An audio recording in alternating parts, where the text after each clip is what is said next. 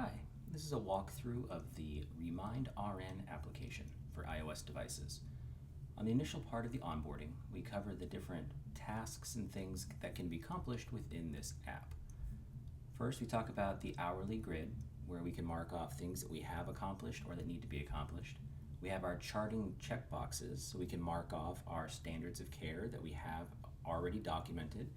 And we have a notes feature to be able to keep time-stamped notes for outliers and interesting activities that may take place during the shift. Down here, we have a PHI disclaimer.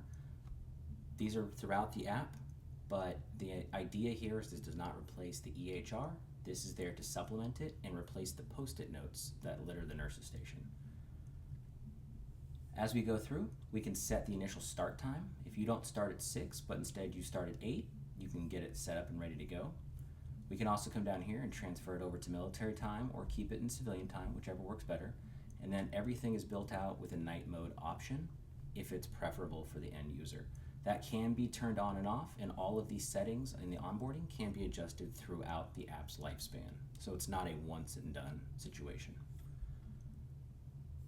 As we go through, we can change up our standards of care if needed.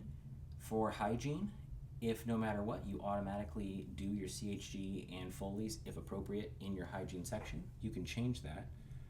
If we wanted to change up the verbiage from print strip to airstrip, we can make that edit. And then we can also come down here and edit some of our intakes and outputs. If it's a med-surg floor and we're not giving a lot of intravenous medications and fluids, not a big deal. If it's in an ICU setting and we need to have different intakes, how much epi have we used, how much vaso, we can just add it in. So now as we go through, we can now quick select those and see how much the ins and outs actually are. Same thing for down here, we can have for our chest tube, for our outputs. The one thing to take note of is for notes and tasks. Notes are good for a time-stamped activity, talked with family, perform service recovery at the bedside, patient DC'd or self-DC'd PIC line, physician notified, any things that need a timestamp, it's helpful. Or tasks are things that we can put on our future to-do list. These are things that will alert your phone to say, hey, at noon, I need to draw labs.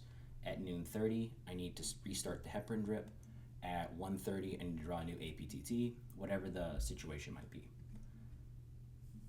After that, we have a little walkthrough as far as what's overdue, what's current, and what's upcoming, and just kind of some little quick tips on how to get through it. When the app starts, it's a pretty blank page. We hit Start Shift, and this is where we can start adding rooms. So let's say we have room 1, 2, 3. In here, we now have our hourly activities. These are the things that we need to do. If it's something that still needs to be accomplished, draw labs. On my phone right now, it's 3:46, so at 4 o'clock, these draw labs are still marked as green, still to be done. At 3 o'clock, since we're in this hour, we now have a yellow mark saying we're within the due hour. And if it's something that's past due, it's going to be marked as red. As soon as I chart it off, it goes away. We no longer have a red warning for us. Where that becomes helpful is when our window is collapsed, we have these pending items that are still going to be visible. So even if I have 5 patients, I can see at 2 o'clock I still need to draw labs, call the doctor, do whatever items I need to do. As far as activities, we can go through and hit our standards of care. And let's say I've charted on everything for my patient with the exception of a PM note because it's not nighttime yet. Patient did get vaso, we'll call it 250, and they also got some NS, let's call it 500. And you know what? Because they had so much fluid coming in, they probably also had some fluid going out. So let's say we had 400 out.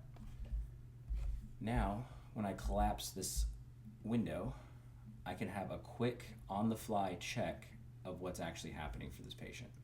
So 750 in, 400 out, I need to call the doctor. As soon as I call the doctor, it goes away. I need to start that IV at 3 o'clock. Now everything is on track. If I have 4 o'clock labs I still need to draw, I don't mark them off.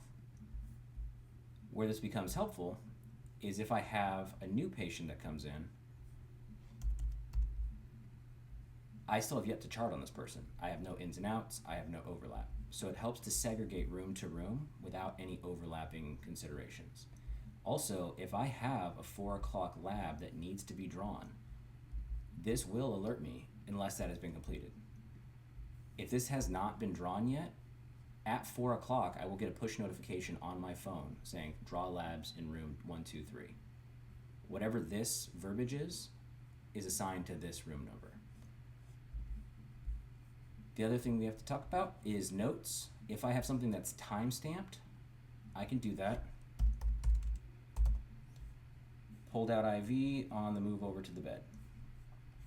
If I have something that's important that I need to just kind of track or plan ahead for, start a new IV. Let's say we should start this at 4 o'clock.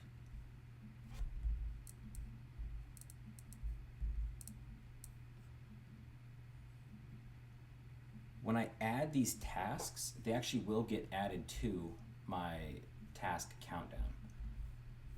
So over here, I now have a new task to accomplish. So starting the IV, I get it here. If I don't have it checked, it's still up here as a thing to do. Pulling out the IV does not go down here into my documentation area. Same thing for ins and outs. We can adjust those kind of as needed. As far as as far as settings, all of our different things can be changed. We can set an hourly charting reminder, so once every hour you get reminded what still needs to be charted, what needs to be accomplished. You can set a 30-minute reminder, so every 30 minutes you're being reminded beforehand if something is due. So at noon, if I have something that's due at 11:30, I'll get the push notification. And then for certain things that we're charting regularly, the recurring tasks, if you have an LVAD check every 4 hours, if you have Q2 neuro checks, Q1 neuro checks, you can set that up and then it'll automatically populate into those hourly sections. And then lunch break duration, if you take a lunch hour, you can set that. If you do a lunch half hour, you can set that as well. So that way later on when we check out for lunch, it'll automatically start the timer. Again, we can set our 24-hour time frame, gives us our 13-hour preview. We can adjust any of that standards of care that we need to, so depending on the unit, this can be altered to fit. Any ins and outs, if we want to have any of these quick selections, we can get them on or get rid of them. And then as far as timers, we can add timers. Let's say I pause my Lasix, or pause my heparin, and I need to draw an APTT, 30 minutes. I now have draw lab for a room or for a specific activity. Same thing in here. If I need to clock out for lunch, I can set that, and that's where that 30-minute or 60-minute becomes a factor. I also have the ability to schedule an alert. Restart heparin at room 123, and that's going to be today at let's say 5:50 or 4:56. If I haven't already allowed notifications, if I'm going to start pushing notifications, I'd say allow. And now anything natively set to your phone's notifications will apply. So if it's on silent mode, it'll stay on silent mode. If you have ringer turned on, it will actually give you an audible ring as well as the haptic alerts. So these alerts will start to pop up, and these alerts can be scheduled outside of the individual rooms. So if there's a meeting at noon, if there's MDRs at 1:30, or whatever the situation might be. At the end of all of it, you click end shift, and everything will be deleted. Nothing in this app goes to a database, goes to a storage device of any type. It is purely kept locally on the device, and as soon as you end shift, it is wiped. So as far as HIPAA compliance and information protection, it goes nowhere besides the device itself. So it's as secure as a notes app, but you have the ability and the encouragement to easily clear the rooms. If I'm going to do an individual room, I just discharged somebody, I can either come down here to the bottom and hit remove room, or I can swipe over and delete. So so that way you're not accidentally deleting rooms. As far as quick tips, these are just the little love notes put in here, so if people don't know the difference between a note and a task, if there's a time format consideration or what the colors mean, this will be a way to kind of prompt them along the way. That's pretty much it. That's the RemindRn app. Hope that makes sense.